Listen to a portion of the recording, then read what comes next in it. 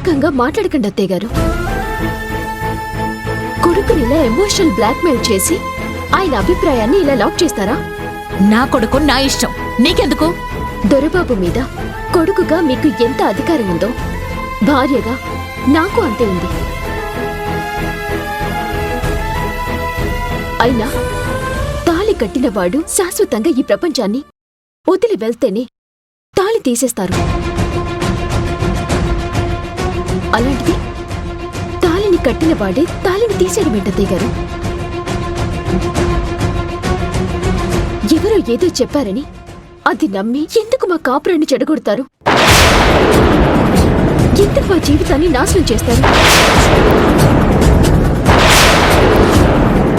మళ్ళీ చెప్తున్నాను, ఇందులో ఏదో కుట్ర ఉంది.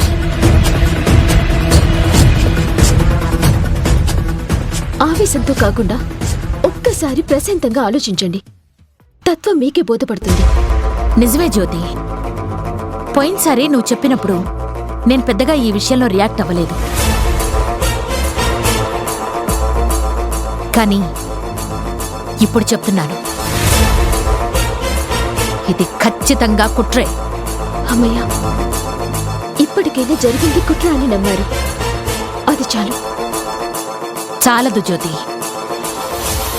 కుట్ర చేసింది ఎవరు అనేది ఇప్పుడు నాకు తెలిసింది. అంటే ఆ కుట్ర చేసింది ఎవరు కూడా మీరు తెలుసుకున్నారా? చెప్పండి, ఎవరు వాళ్ళు? నువ్వు తల్లిలా భావించి వెంట ఉంచుకొని సేవలు చేస్తున్నావే, ఆవిడే ఈ కుట్ర చేసింది. అంటే మీరు చెప్పేది? నువ్వూహిస్తున్న మనిషే శారద.